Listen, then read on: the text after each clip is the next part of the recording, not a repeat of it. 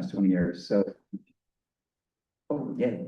Anchorage is an IMBA Trail Town, one of 28 inaugural designees nationally. Well, what does that mean? What does it recognize? So it recognizes 20 years of, well, let's say it's coalition work right now. So there's over 50 miles of mountain bike single track trails, that is bike optimized trails, not just trails that you can bike on, but trails that were built for mountain bikes. There's 5 nonprofits and 3 managers. This is all within the municipality between Chugach and Potter Marsh. We have over 600 youth served annually through, well, we're just going to say coalition programs through all the different groups. And there's 20 years of funding and stewardship through multiple groups. And there's a lot of people here who are part of that. I'll mention you here in a little bit.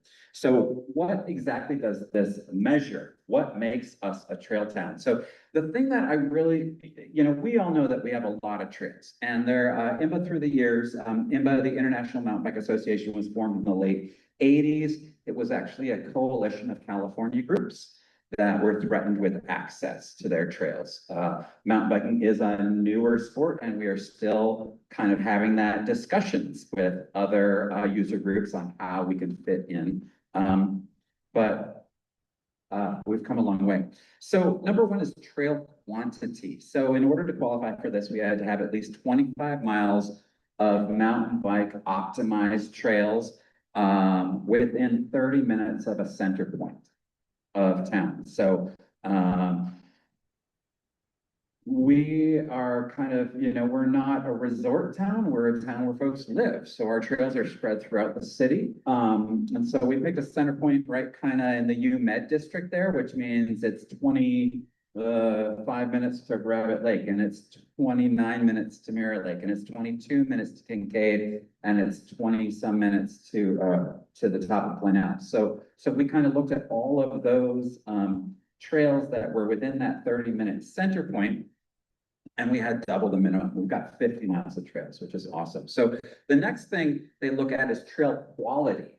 So this is an interesting thing. I mentioned the BLM before, but there's something called the Guidelines for Quality Trail Experiences, or the GQTE, or the GQT. So when we think of a quality trail experience, we're talking about our cuties. And IMBA has further defined that into 4 categories that you have to qualify in order to meet this designation. One is front country trails, one is backcountry trails, one is gravity trails, and one is bike parks. So front country trails is what we have. Those are trails that you can get to from a parking lot, trails you can get to from your neighborhoods. We also qualify under gravity. So there's a minimum of 400 feet elevation, but I'm not quite sure what that means. We're at 300 and something here, and we're awfully cool. But we also include, gravity has to be something you don't pedal up. So gravity has to either be lift accessed or shuttle accessed. So having Hilltop here inside that 30-minute radius, and also being able to drive up to Glen Alps to ride Jeff's Whoop Whoop down to the hillside trails. How many people have ridden Jeff's Whoop Whoop? Oh, there needs to be more hands up there. You start in the tundra, you go through the hemlocks, you go through the grass, you come down, and it gets rowdier as you get down. So gravity trails we qualify for. Interestingly enough, we don't qualify for backcountry. And why is that? Because old roads don't count. So if you look at what Chugach State Park has open to mountain bikes, it's everything except for the 2 trails that have been improved, which is South Fork Rim and Hemlock Burn are the old roads. And so we are working to do a few things for that. One is to redevelop those roads. So if you look at Rabbit Lake, you guys worked on that, or was that you, Kevin, or was that Ryan? So Ryan actually went down the old road and rebuilt that road. So that's a great solution, is to use the old corridors and turn what was an old road into a nice, rolly, sustainable system. So that then will qualify. Or it is to take some of these, and we've talked about these, unsustainable, unmaintainable trails. If a trail is not maintainable, then it should be abandoned and rerouted. And so we have several, I know Elastic Trails has been doing reroutes, Chugach Park Fund has been doing reroutes for the hikers. We're also looking at rerouting some of these trails in the backcountry so that they will be bike optimized. To get to this, I believe it's 20 miles of trail over that you are more than an hour away from a trailhead. So we are working on those backcountry things. And then bike park is another one that we have some of, but we don't have quite enough to qualify. They have, there has to be a green, a blue, a black. There has to be a certain size of a pump track. It can't, you know, we've got a great little pump track here, but it's not what we qualify as a bike park. So Chugach is here, and you guys hopefully will be doing some work on South Anchorage Sports Park. So that's something that's been years in the making. I know Happy Trails was involved with that. Also, Nat Lopes from Hill Ride I'm trying to loop him back in with that project too. So hopefully, if we can get 3 out of the 4 of these qualified, we can move up to the next level, which is Ride Center. So kind of that's our long-term goal. All right, number 3, stewardship. In order to qualify, we have to show stewardship, and that is having the volunteers. And that is what we're really good at. So every single one of our ride areas has a stewardship group. So we have single track advocates. I see Janice is here. I see Mike is here. So raise your hand.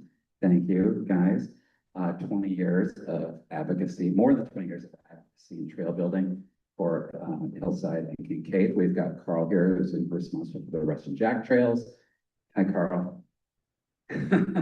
We have Hilltop here, who've done all the Hilltop trails. I work on the Mirror Lake trails. So every single one of these little systems has a volunteer group behind them. We're doing great at that. Youth programs, awesome. We've got Sprock Kids out in the valley, which is slightly outside of this, but we also have Camber Kids, we've got Mighty Bikes, we've got Club Sports, we've got all the Hilltop things. We have way over 600 youth served annually. And Mighty Bikes started over 25 years ago, Janice? 26 years ago. So it's amazing that's, you know, the parents drive a lot of enthusiasm in our volunteers. We got to harness that. And then the last thing is sustainable funding. And this is a huge why we're telling this story, because we approached the Anchorage Parks Foundation to submit this application for us, because the Anchorage Parks Foundation has pushed bond funding through for over 12 years in a row and has gotten it approved. They are a big funding source. We've been doing a lot of this locally.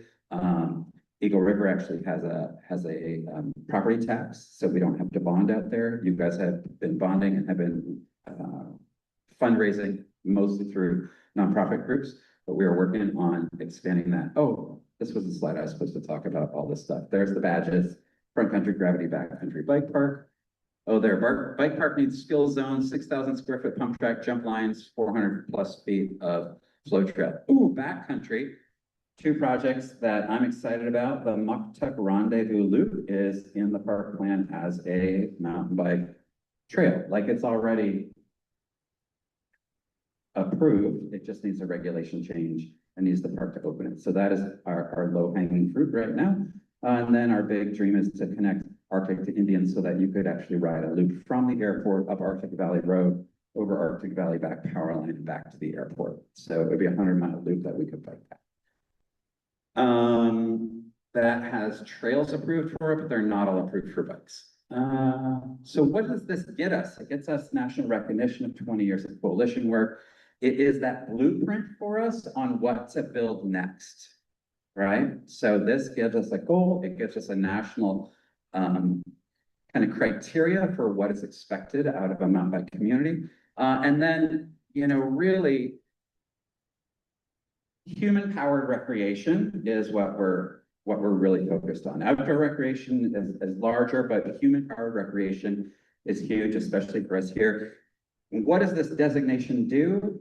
Does it get us money? No, not directly, but it's what opens the doors. This is what brought Visit Anchorage into us. This is what brought the mayor's office into us. This is what brought us all of these larger players in the field.